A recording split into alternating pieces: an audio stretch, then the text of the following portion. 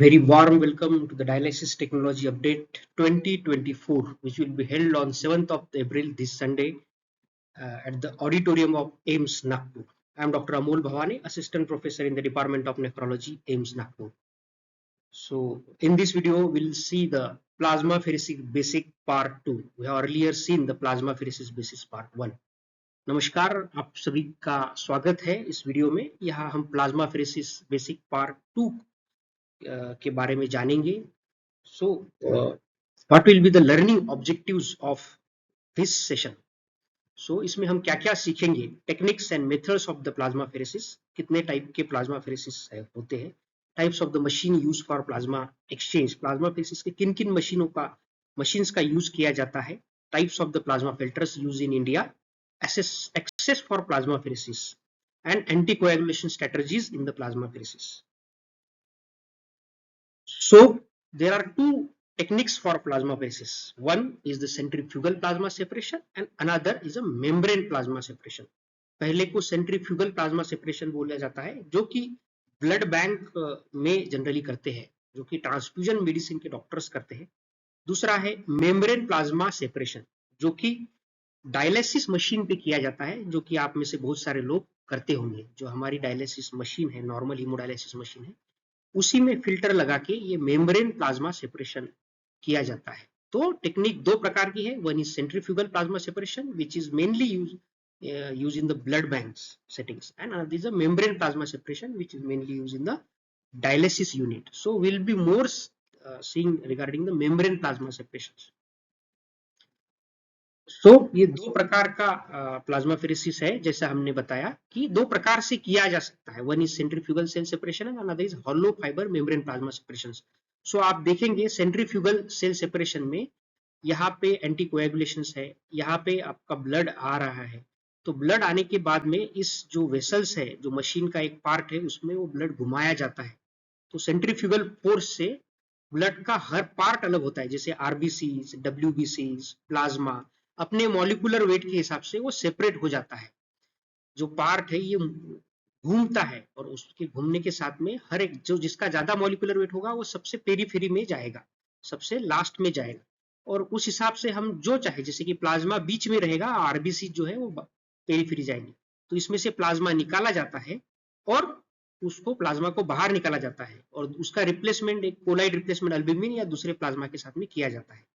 और जो सेल जो बची है पेरीफेरी में, वो पेशेंट के शरीर में वापस हम देखिए वापस पेशेंट के शरीर में वो दिया जाता है. सो इसमें क्या है कि इसका जो फायदा है उसमें ये है कि उसमें हर एक सेल, जैसे आरबीसी, डब्ल्यूबीसी, प्लेटलेट, प्लाज्मा, ये हर एक सेल अलग अलग तरीके से सेपरेट की जा सकती है. बल्कि ये जो मेम्ब्रेन प्लाज्मा फिल्टर है ये डायलिसिस की तरह होता है, जो आइसोलेटेड अल्ट्राफिल्ट्रेशन मोड पे हम डायलिसिस मशीन डालते हैं, जिसमें हमें डायलाइजेट फ्लूइड का, जैसे पार्ट ए पार्ट बी का जरूरत नहीं होता है. तो इसमें क्या है कि ब्लड एक पंप के थ्रू इस हलो फाइबर डायलाइजर, इसको प्लाज्मा फिल्टर बोलते हैं, वो अलग अलग टाइप में आता है. अडल्ट में अलग टाइप, बच्चों में अलग टाइप, उसमें से ब्लड जाता है और वो फिर प्रेशर और पोर साइज के हिसाब से प्लाज्मा अलग होता है. और वो फिल्टर में आरबीसी, डब्ल्यूबीसी जो बाकी ब्लड का कंपोनेंट है वो वापस वैसे ही रहता है और वो पेशेंट को वापस चला जाता है. तो यहाँ पे खाली प्लाज्मा सेपरेट हो सकता है, तो प्लाज्मा फेरेसिस हो सकता है. बट हम अगर चाहे यहाँ पे अगर इरिथ्रोसाइट मतलब डब्ल्यूबीसी, आरबीसी इसको अलग करें तो वो यहाँ पे पॉसिबल नहीं है.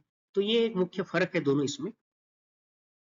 दूसरा है मशीन भी अलग अलग लगती है. ये आप देखेंगे कि ये सेंट्रीफ्यूगल प्लाज्मा सेपरेशन ये इस टाइप की मशीन होती है ब्लड बैंक में, ऑप्टिया करके है इसका नाम. ये अलग टाइप की मशीन होती है, अलग अलग कंपनी की अलग अलग मशीन होती है. और जो मेम्ब्रेन प्लाज्मा सेपरेशन है जो हम रूटीनली यूज करते हैं, तो उसमें आप सीआरआरटी का मशीन में यूज कर सकते हैं. ये प्रिज्माफ्लेक्स की एक सीआरआरटी की मशीन है, बैक्स्टर कंपनी की. हम फ्रेजिनियस कंपनी का 4008 की जो मशीन है, नॉर्मल हीमोडायलिसिस मशीन, उस पे भी ये चीज कर सकते हैं.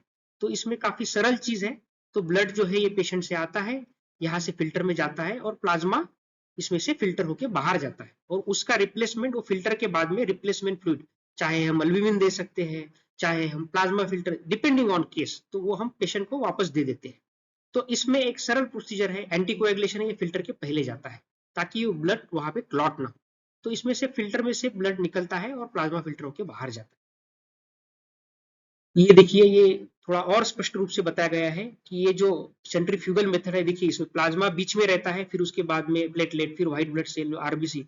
जो सबसे भारी है वो सबसे पेरीफेरी में जाएगा। ऐसा आप समझ लीजिए कि आप एक बर्तन में पानी लेके उसमें से चीजें डाल के गोल घुमा रहे हैं, तो जिसका मॉलिक्यूलर वेट ज्यादा है वो सबसे पेरीफेरी में जाएगा और प्लाज्मा बीच में रहेगा। तो आप इसमें से प्लाज्मा को अलग निकाल सकते हैं, प्लेटलेट को अलग निकाल सकते हैं, व्हाइट ब्लड सेल को अलग निकाल सकते हैं, आरबीसी को अलग निकाल सकते हैं। तो अलग अलग किया जा सकता है, हर एक कंपोनेंट को ब्लड के अलग अलग किया जा सकता है। लेकिन ये जो मेम्ब्रेन प्लाज्मा सेपरेशन है उसमें ऐसा नहीं कर सकते हैं। उसमें खाली प्लाज्मा, देखो प्लाज्मा के जो कंपोनेंट है हमने देखे थे, अल्ब्यूमिन, फिब्रिनोजेन, आईजीजी, आईजीएम, ये इस फिल्टर के बाहर निकलते क्योंकि उसके पोर उस साइज के। इसके जो पोर है अमूमन जो हम डायलिसिस का फिल्टर यूज करते हैं उससे थोड़े से बड़े होते हैं। सो इसमें से आईजीजी, आईजीएम, ये सारी चीजें जो है बड़े बड़े मॉलिक्यूल जो है वो निकलते हैं। लेकिन उससे जो बड़े सबसे बड़े मॉलिक्यूल रहते हैं जैसे आरबीसी, डब्ल्यूबीसी, जो मेन ब्लड कंपोनेंट रहते हैं वो नहीं निकल पाते, तो वो हमें फिल्टर में रहते हैं और पेशेंट को वापस दिए जाते हैं। सो ये दोनों फर्क है दोनों इसमें। तो अभी क्या फायदा है किस चीज का, जो अभी मेम्ब्रेन प्लाज्मा सेपरेशन है तो उसका जो हम रूटीनली डायलिसिस पे यूज कर सकते हैं उसका क्या फायदा है, जो सेंट्रीफ्यूगल प्लाज्मा फेरेसिस है ब्लड बैंक वाले यूज करते हैं उसमें क्या फायदा है। जो नॉर्मल जो प्लाज्मा फेरेसिस है डायलिसिस पे करते हैं वो फास्टर है ना, स्मॉलर इक्विपमेंट लगता है, उसमें सिट्रेट नहीं यूज कर सकते करते हैं। वो ब्लड बैंक वाले में हम सिट्रेट यूज करते हैं, इसमें हम नॉर्मल हेपेरिन यूज करते हैं। और can be adopted for casket filtration, मतलब आप और एक मशीन यूज करके उसमें डबल फिल्ट्रेशन कर सकते हो प्लाज्मा, या फिर और भी एक मशीन यूज करके उसमें दूसरा भी फिल्ट्रेशन, अलग टाइप का थेरेपीज वगैरह आप कर सकते हैं, है ना। तो ये कास्केट फिल्ट्रेशन के लिए यूज किया जा सकता है। सीरीज में आप 2 फिल्टर लगा सकते हैं। अभी डिसएडवांटेज क्या है, जैसे फायदे होंगे तो कुछ नुकसान भी होंगे। तो इसका सीविंग कोएफिशिएंट जो हमने पहले सेशन में देखा था, जो फिल्ट्रेशन का, जो फिल्टर का जो पोर है उसके ऊपर वो डिपेंड है ना। और दूसरा चीज जो है, जो हाइपर विस्कोसिटी सिंड्रोम है, जैसे आईजीएम जिसमें बढ़ता है, जो बड़े क्रायोग्लोबुलिन होता है, तो उसको पूरी तरह से वो नहीं निकाल पाता है। तो उस केस में आपको सेंट्रीफ्यूगल अफेरेसिस ज्यादा अच्छे से और आसानी से काम करेगा। दूसरा इसको वेनस एक्सेस लगता है, बड़ा सा एक कैनुला डालना पड़ता है जो डायलिसिस के साथ में। तो उसके साथ में जो प्रॉब्लम आते हैं जैसे कि ब्लीडिंग हो सकता है, इन्फेक्शन हो सकता है, वो भी आता है।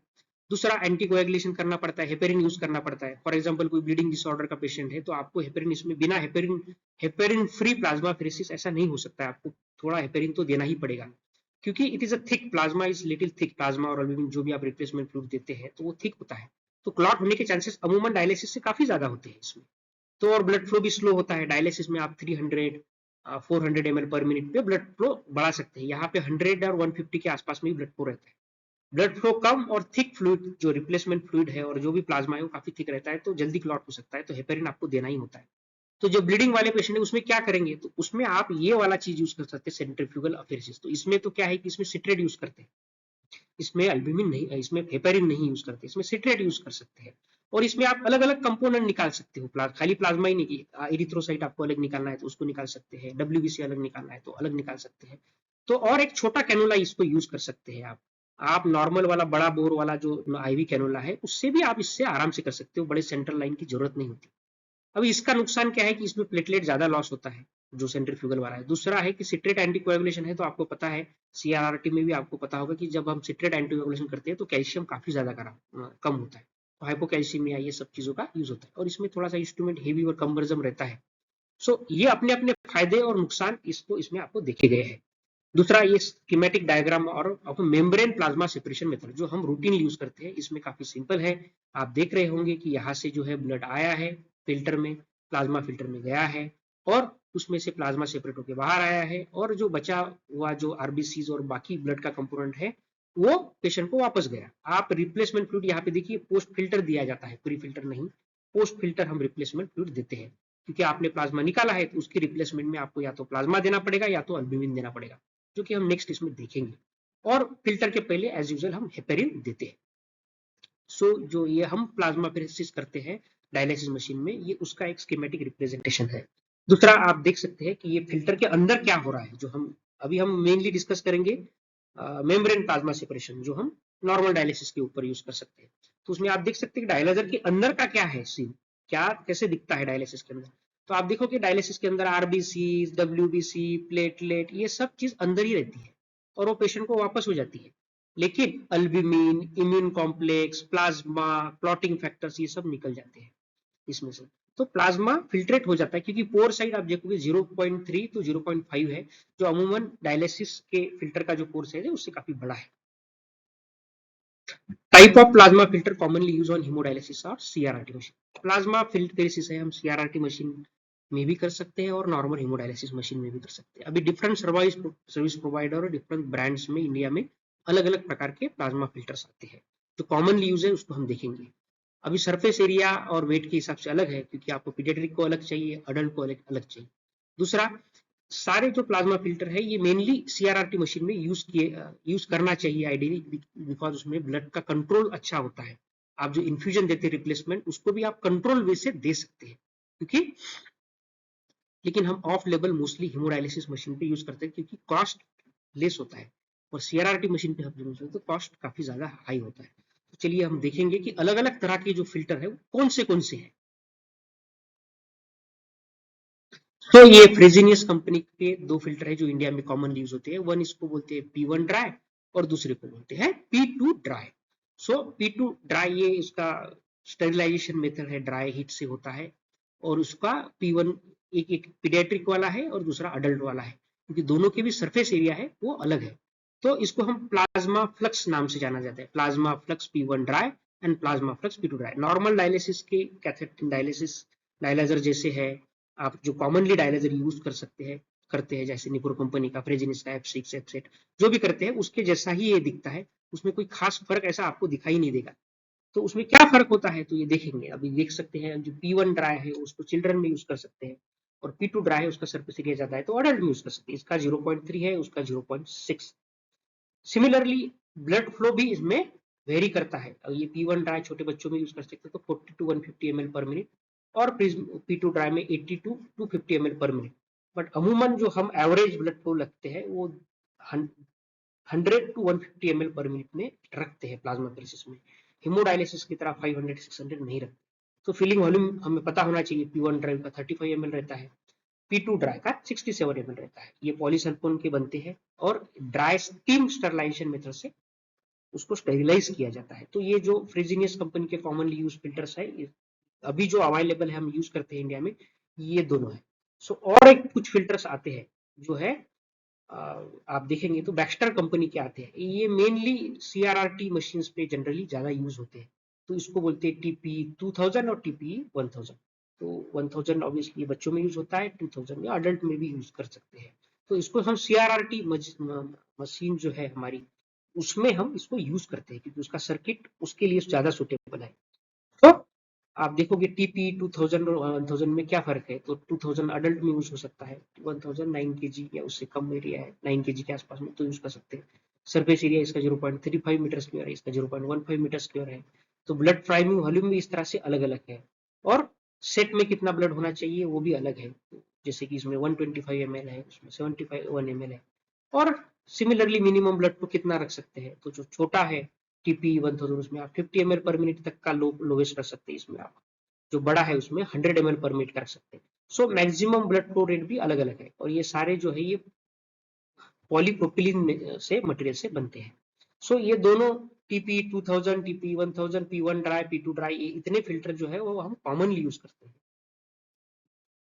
तो ये अलग अलग फिल्टर्स है प्लाज्मा फेरेसिस के, जिसके अलग अलग स्पेसिफिकेशन है। जो अब आप जब वर्कशॉप में आएंगे तो हम आपको डिटेल बताएंगे। तो आप देख सकते हैं कि इनके पोर साइजेस जो है वो नॉर्मल हीमोडायलिसिस फिल्टर से थोड़े से ज्यादा बड़े हैं, और इनका TMP देखिए आप 120 200 या 100 के आसपास में है। नॉर्मल डायलाइजर का TMP वो ज्यादा रहता है। इसमें हमें लो TMP पे ही चलाना होता है ताकि ब्लड क्लॉट ना हो और सर्किट फेल्यूर में ना जाए। सब इसमें हम एंटीकोएगुलेशन, ये ऑब्वियसली CRRT और डायलिसिस मशीन पे रखेंगे तो इसमें हेपेरिन ही रहता है। रेयरली हम सिट्रेट यूज करते हैं, but mainly it is because of it is a heparin. So अलग अलग इसके अलग अलग स्टरलाइजेशन मेथड्स है। सो अभी हम आते हैं, हमने फिल्टर्स देखे हैं कि कितने फिल्टर्स हम भारत में यूज करते हैं, इंडिया में जो कॉमन यूज करते हैं। अभी replacement fluid and supplements. So there are 4 types of replacement fluid. Fresh frozen plasma FFP जो कॉमनली अवेलेबल है ब्लड बैंक में अपने 5% एल्ब्यूमिन, और एल्ब्यूमिन देखिए आप 5% है। Other plasma derivatives like cryo, supernatant cryo और crystalloid like 0.9% saline और ringer lactate। लेकिन जो मुख्यतः यूज होता है उसका FFP और 5% एल्ब्यूमिन, ये दोनों का यूज होता है। क्रिस्टलॉइड या अदर प्लाज्मा डेरिवेटिव हम पूरी तरह से रिप्लेस नहीं कर सकते हैं volumes. So mainly it is FFP and 5% albumin will be the replacement fluid. So हमने पिछले इसमें देखा था सेशन में कि ज्यादा ब्लीडिंग की रिस्क होती है या टिपिकल HUS है या TTP है तो उसमें हम FFP यूज कर सकते हैं. नॉर्मल इसमें हम एल्ब्यूमिन यूज कर सकते हैं. अब दोनों के फायदे नुकसान क्या है, दो तरीके की रिप्लेसमेंट फ्लूइड है तो हमें उसके फायदे या नुकसान हमें जानना चाहिए. तो क्या है एल्ब्यूमिन का क्या एडवांटेज है कि उसमें रिस्क इन्फेक्शन की रिस्क काफी कम होती है ना. जैसे कि प्लाज्मा में हेपेटाइटिस बी, सी, HIV की रिस्क होती है, इसमें काफी कम होती है. आप इसको एल्ब्यूमिन को रूम टेम्परेचर पे स्टोर कर सकते हैं. स्पेसिफिकली ब्लड बैंक में स्टोर करने की जरूरत नहीं है. एलर्जिक रिएक्शन इसमें काफी कम होते हैं और आपको सेंसिटाइजेशन का कोई चांस नहीं रहता क्योंकि इसमें ब्लड ग्रुपिंग का कोई प्रॉब्लम ही नहीं है. आप एल्ब्यूमिन किसी भी ब्लड ग्रुप के इंसान को दे सकते हैं. सो कोई इन्फ्लामेटरी मेडिएटर भी नहीं रहते. सो एल्ब्यूमिन इज रिलेटिवली सेफ, उसमें रिएक्शन भी कम होते हैं, आप स्टोर भी नॉर्मली कर सकते हैं, कोई एलर्जिक रिएक्शन नहीं, किसी भी ब्लड ग्रुप को हम दे सकते हैं. The problem is that disadvantage जो ये एल्ब्यूमिन का एक है कि इसमें कोएगुलेशन फैक्टर्स कुछ नहीं रहते हैं. तो हम अगर पूरा एल्ब्यूमिन से रिप्लेस करेंगे तो कोएगुलेशन फैक्टर्स का लॉस हो जाएगा. प्लाज्मा के साथ में कोएगुलेशन फैक्टर भी जाते हैं और जो अच्छे वाले इम्यूनोग्लोबिन है वो भी चले जाते हैं. तो एल्ब्यूमिन उसको रिप्लेस नहीं करेगा और दूसरा एल्ब्यूमिन एक एक्सपेंसिव. सो इसके जो डिसएडवांटेज है वो FFP के एडवांटेज है. FFP में क्या है कि इजीली अवेलेबल है, सस्ता है, लेस एक्सपेंसिव है और उसमें कोएगुलेशन फैक्टर का लॉस नहीं हो जाएगा और नॉर्मल हीमोग्लोबिन रिप्लेस हो जाएगी. बट अभी क्या है कि उसमें इसके डिसएडवांटेज ये है FFP के, आपको इन्फेक्शन का रेट ज्यादा मिलेगा, एलर्जिक रिएक्शंस थोड़े से ज्यादा मिलेंगे और आपको ब्लड कंपेटेबल होना चाहिए आईडी. सो ये सब फायदे और नुकसान है दोनों के. सो एल्ब्यूमिन जो है mostly use as a common replacement therapy. Albumin ही करते हैं because it is a more safe, reactions are less. if patient is affordable we should use albumin. And आखिरी में जब प्लाज्मा फेरेसिस का जैसे कि फॉर एग्जांपल हम एक वॉल्यूम रिप्लेस करते हैं, फॉर एग्जांपल हम रिप्लेसमेंट वॉल्यूम कैलकुलेट करते हैं और वो 2 लीटर आता है तो आप 1500 के आसपास में आप एल्ब्यूमिन यूज कर सकते हो और आखिरी में 1 और 2 बैग्स आप FFP दे सकते हो. वो इसलिए कि वो ब्लीडिंग की रिस्क मिनिमाइज करता है और आपकी जो क्लॉटिंग फैक्टर लॉस हुए एल्ब्यूमिन के कारण उसको रिप्लेस करते हैं. तो this is the most commonly use replacement fluid, albumin plus some part by FFP. तो अगर IVIG लगती है तो उसको, क्योंकि अगर अच्छे वाली इम्यूनोग्लोबिन अपने लॉस हो रहे प्लाज्मा में उसको रिप्लेस करने के लिए हम IVIG दे सकते हैं एज पर इंडिकेशन. सम डिसीज स्पेशल कंडीशन रहती है जैसे मैंने बताई आपको TTP, HUS या कहीं पे आपको एक्टिव ब्लीडिंग हो रही है तो आपको FFP यूज करना पड़ता है. ABO इनकम्पैटिबल ट्रांसप्लांट है, ब्लड ग्रुप के विपरीत हम ट्रांसप्लांट करना चाहते हैं तो हम डोनर के ब्लड ग्रुप का और AB ब्लड ग्रुप का प्लाज्मा यूज कर सकते हैं एल्ब्यूमिन को रिप्लेसमेंट, क्योंकि एल्ब्यूमिन महंगा और एक्सपेंसिव भी है. So FFP as a replacement fluid मैंने पहले ही बताया. FFP किसमें यूज होता है मोस्टली रिप्लेसमेंट फ्लूइड, पूरा 100% रिप्लेसमेंट अगर हम FFP का थ्रोम्बोटिक माइक्रो एंजियोपैथी में करते हैं, मोस्टली TTP में करते हैं क्योंकि उसमें जो फैक्टर डिफिशिएंट होता है TTP में, एडम्स 13 नाम का फैक्टर जो है डिफिशिएंट होता है, जो प्लाज्मा से उसकी पूर्ति की जा सकती है, तो हम प्लाज्मा वहां पे हम प्लाज्मा पूरा यूज करते हैं. Bleeding risk is high when, कब, जब पल्मोनरी हेमरेज हो या आपने बायोप्सी की हो पेशेंट की या कोई प्रोसीजर की है तो उस केस में हम पहले से ही ब्लीडिंग रिस्क कम हो इसके लिए हम FFP यूज कर सकते हैं. ठीक है. तो avoidance of FFP as a replacement, कब कब आपने अवॉइड करना चाहिए, आपको लगता है कि एलर्जी की रिस्क ज्यादा है, वायरल ट्रांसमिशन की रिस्क ज्यादा है और FFP में आप सिट्रेट एंटीकोएगुलेंट देते हैं तो अल्कोलोसिस ज्यादा होता है. तो मेटाबॉलिक अल्कोलोसिस है तो FFP के साथ में अल्कोलोसिस हो सकता है. हाइपोकैल्सीमिया हो सकता है क्योंकि सिट्रेट कैल्शियम को बाइंड करता है जो हमने पहले देखा है. सो ये चीज अगर अवॉइड करना है तो आपको एल्ब्यूमिन देना चाहिए. सो ये हो गए रिप्लेसमेंट फ्लूइड क्या क्या करते हैं, उसके फायदे क्या है और नुकसान क्या है. दूसरा एक्सेस, हम प्लाज्मा फेरेसिस के लिए आइडियल एक्सेस क्या होना चाहिए. एक्सेस मतलब जो साधन है करने का, जैसे कि हम बोलते हैं कि हीमोडायलिसिस के लिए सबसे अच्छा एक्सेस क्या होना चाहिए, तो फिस्टुला होना चाहिए क्योंकि हम इसलिए बोलते हैं कि उसमें ब्लड फ्लो आप अच्छे से मेंटेन कर सकते हो. बट प्लाज्मा फेरेसिस के लिए अगर बोला जाए सबसे अच्छा एक्सेस क्या होना चाहिए तो double lumen adult size haemodialysis catheter जो 11 to 12 रेंज का रहता है वो एक काफी अच्छा एक्सेस माना जाता है क्योंकि प्लाज्मा फेरेसिस 90% ऑफ टाइम ऐसे कोई लाइफ लॉन्ग थेरेपी नहीं रहती है, वो जब तक वो डिसीज है तब तक ही उसको करना पड़ता है. जैसे कि कोई 10 सेशन करता है, कोई 15 सेशन करता है डिपेंडिंग ऑन द डिसीज. सो आपको ये टेम्पररी हीमोडायलिसिस कैथेटर जो है वो सूट करता है, चाहे वो आप IGC में लगाइए चाहे आप फ्यूमरल में, प्रिफरेबली इन द IGC, क्योंकि आपको ब्लड फ्लो यहाँ पे कम रखना पड़ता है, 100 to 150 ml पर मिनट रखना पड़ता है. Usually use in membrane plasma separation method. तो ये सेंट्रीफ्यूगेशन के लिए हम बात नहीं कर रहे हैं, मेम्ब्रेन जो हम रूटीनली यूज करते हैं membrane plasma separation method dialysis machine पे, उसके लिए बात कर रहे हैं। प्लाज्मा रिमूवल रेट जो होता है हमेशा 30 to 50 ml 30 to 50 ml per minute can be achieve through that catheter 11 to 12। सो आपकी पूरी थेरेपी है आसानी से 2 घंटे में कंप्लीट हो जाती है। इसमें नुकसान भी है, तो सेंट्रल लाइन रिलेटेड जो है ब्लीडिंग के इन्फेक्शन के कॉम्प्लिकेशन जो जैसे ही डायलिसिस में होते हैं ऐसे यहाँ भी हो सकते हैं। पेरिफेरल वेन जो है वो मोस्टली हम ये मेम्ब्रेन प्लाज्मा सेपरेशन जो डायलिसिस वाला फिल्टर है उसमें नहीं यूज करते हैं, वो ब्लड बैंक का जो मशीन है सेंट्रीफ्यूगल वाला उसमें यूज करते हैं, क्योंकि उसमें ब्लड का फ्लो रेट काफी कम रखा जाता है, जैसे 40 to 50 ml per minute, and that can be achieve in that big bore big size normal IV catheters. जो आप जो एंटीक्यूबेटल वेन में लगाते हो उससे वो अचीव हो जाता है, तो उसके लिए सेंट्रल वेन की जरूरत नहीं रहती है। एवी फिस्टुला अगर कोई पेशेंट है फॉर एग्जांपल जिनको अभी काफी क्रोनिकली बार बार प्लाज्मा फेसिस लगता है, जैसे कि अटिपिकल यूएचएस की है, रिकरेंट एफएचजीएस है एक कंडीशन, उसमें आपको बार बार प्लाज्मा करना पड़ता है, तो इन दैट केस आप एवी फिस्टुला बना सकते हैं, तो कैथेटर रिलेटेड कॉम्प्लिकेशन कम होंगे, बट इसके इंडिकेशन काफी कमी है। तो उस केस में आप एवी फिस्टुला बना के जैसे डायलिसिस करते हैं वैसे हफ्ते में 2 या 3 बार प्लाज्मा फेसिस कर सकते हैं। अभी एंटीकोएगुलेशन क्या यूज करें प्लाज्मा फेसिस में, क्योंकि सर्किट तो क्लॉट होना नहीं चाहिए। सो इसमें most commonly use anticoagulation unfractionated heparin, जो कि हम नॉर्मल हीमोडायलिसिस में करते हैं। डोज लगभग वही है 40 to 60 international unit per KG, around 300 to 500 international unit stat जो बोलस देना है, उसके बाद 1000 इंटरनेशनल यूनिट पर आवर के हिसाब से देना है। मोस्टली थेरेपी 2 to 3 आवर्स की रहती है, 95% time it's only 2 hours therapy. दूसरा सिट्रेट एंटीकोएगुलेशन हम काफी स्पेशल कंडीशन में यूज करते हैं, जहाँ की काफी सारी ब्लीडिंग होती है, इमीडिएट पोस्ट ऑप है, हम यूज करना नहीं चाहते हैं हेपेरिन से, या फिर हेपेरिन रेजिस्टेंस हो गया तो उसमें हम सिट्रेट एंटीकोएगुलेशन यूज कर सकते हैं। उसमें anticoagulant citrate anticoagulant citrate dextrose A ACDA ये यूज होता है। उसमें 2.2 ग्राम पर डेसीलीटर सोडियम सिट्रेट होता है एंड 0.73 ग्राम पर डेसीलीटर सिट्रिक एसिड होता है। तो ये सेंट्रीफ्यूगल प्लाज्मा सेपरेशन जो ब्लड बैंक में होता है उनमें ये मोस्टली यूज होता है, उनमें हेपेरिन नहीं यूज होता है, ये यूज होता है।